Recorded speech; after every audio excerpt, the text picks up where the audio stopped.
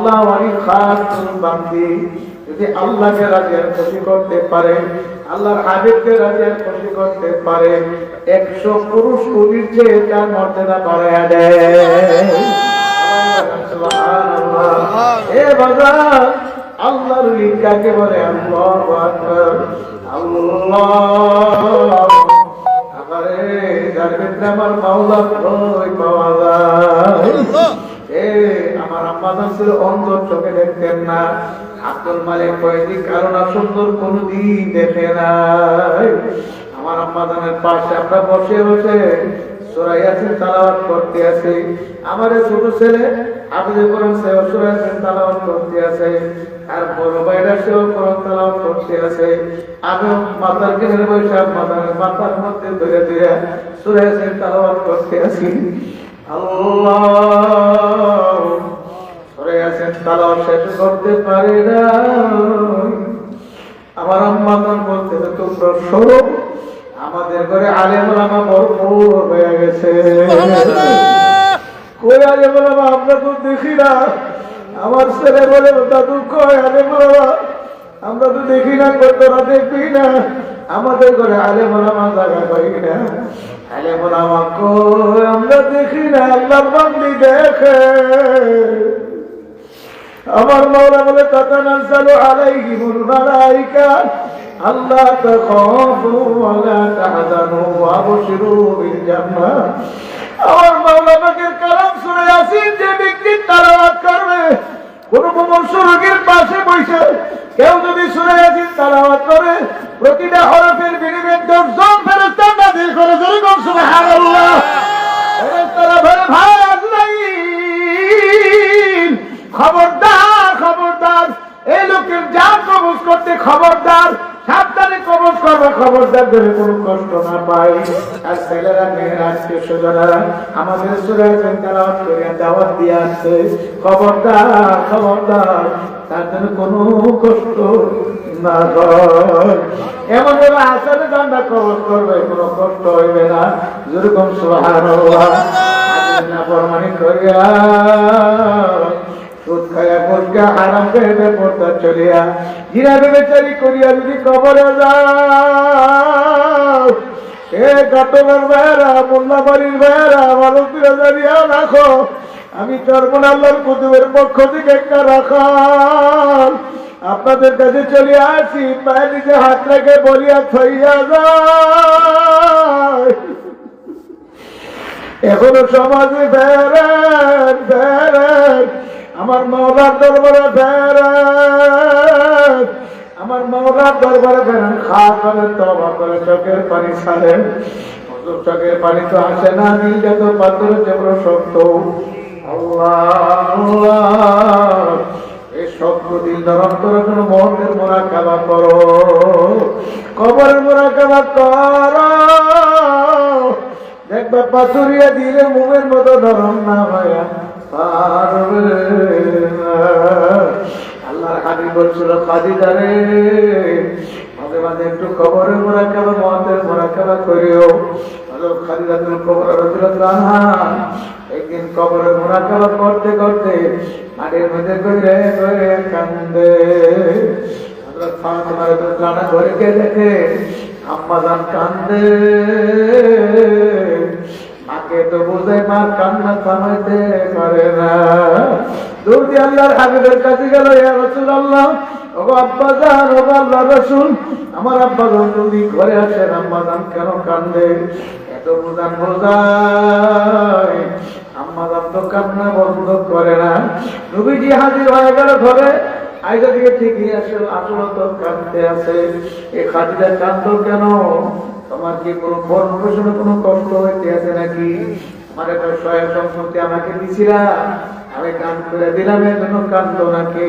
বলে ইয়া রাসূলুল্লাহ, আমি এই জন্য কান্দি না, আমি কান্দি ও কবরে মুরাকাবা করিয়া, কবরে চিন্তা করি আমি কান্দি।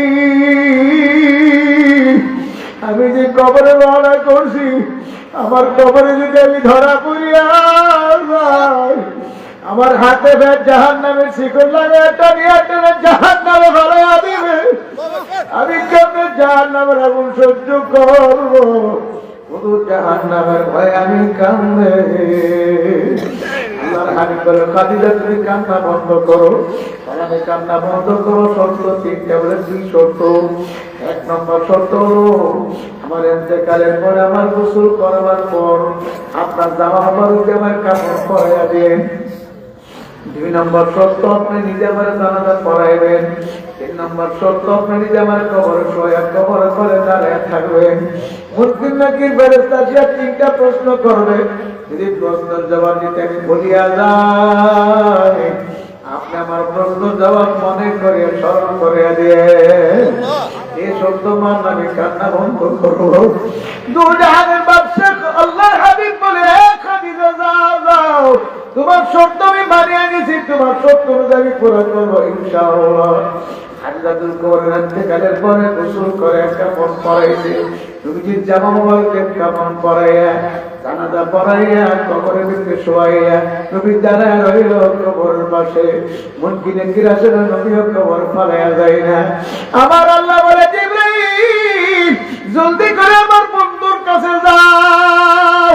আমার বন্ধু কবরের পরে দাঁড়ায় থাকবে, কেমন কথা? আমার বন্ধু কবরের পরে দাঁড়ায় রয়েছে। খাদিজার সঙ্গে ওয়াদা ছিল কবরের প্রশ্নের জবাব স্মরণ করে দেবে। আমার বন্ধু হৃদয়ে বলে দাও, আমার বন্ধুর প্রশ্নের জবাব দেওয়া লাগবে না, স্মরণ করানো লাগবে না।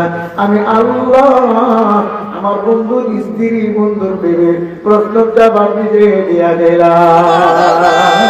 সবাই বলেন সুবহানাল্লাহ।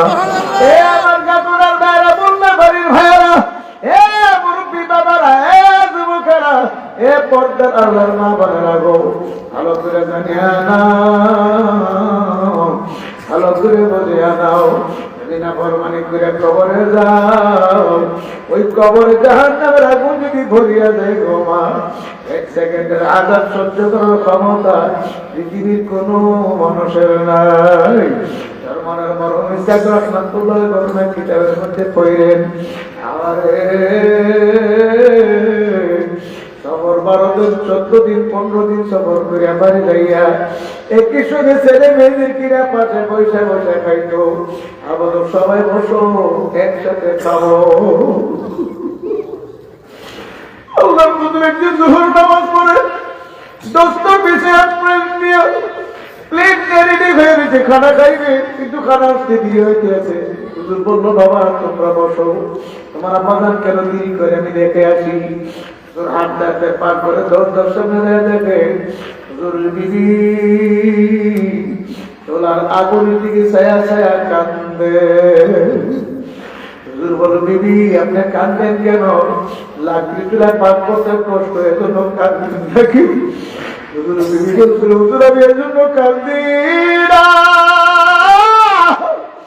হুজুর আমি কান্দি, আমি কান্দি আগুনের দিকে তাকাইয়া। দুনিয়ার আগুন তো জাহান্নামের আগুনের তুলনায় একেবারে নগণ্য। এই সাধারণ সূত্র আগুনের ভিতরে এত শক্ত লাগছে, 5 বছর ঘোরা ঢুকাইছি। এক মাথা দিয়ে আগুন ধরছে, আর এক মাথা দিয়ে ফুসফুস করে ধোঁয়া আসতে আছে। দুনিয়ার সামান্য আগুন যদি এত শক্ত লাগছে কেমন ভাবে জ্বালাইতে পারে? আমি যে কবরে রওনা করছি, আমার কবরে যদি জাহান্নামের আগুন ভরিয়া যায়, আমি কেমনে জাহান্নামের আগুন সহ্য করো? জাহান্নামের ভয়ে আমি কান্দে। আল্লাহ কত দীর্ঘ একটা চিৎকার মারিয়া গলা দিয়ে কান্দে। বিবি ও স্বামীর গলা দিয়ে কান্দে থাকে, ওরে আমার মাওলা রে,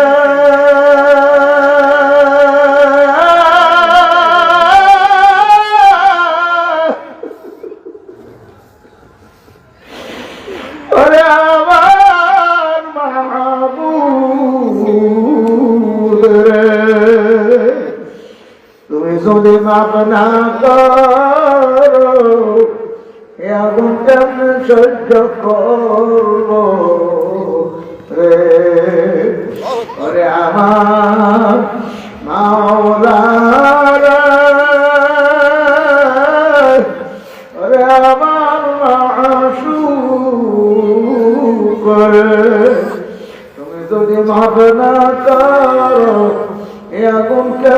সহ্য করব রে। সৈয়দ আব্দুল করিম রাহমাতুল্লাহ আলাইহি বলে, ব্যাপার কি?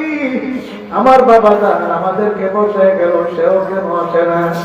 হুজুর বলো ভাই বোনদেরকে বলে তোমরা বসো, দেখি বাবা জান গেল, সেও কেন আসে না? হাতটাকে পার করে দরজার সামনে দেয়া দেখে বাবা জান মার গলা ধরে কান্দে, মা বাবা জানের গলা ধরে কান্দে আর বলে, ওরে আমার মাওলা রে,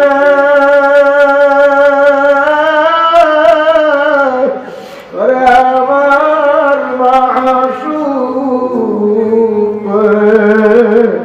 তুমি যদি মাফ না করো এ আগুন কেমনে সহ্য করবো এ আমার কান্না শোনা। পাথরিয়া দিলকে নরম করার জন্য বেশি বেশি মামলা থেকে করো। এখন বাংলা খেয়াল করো, আল্লাহ বাদে কেহ মাহমুদ নাই। যখন বলবো কি আল্লাহ খেয়াল করবো, আমার বলবে আল্লাহ আছে, কে আছে?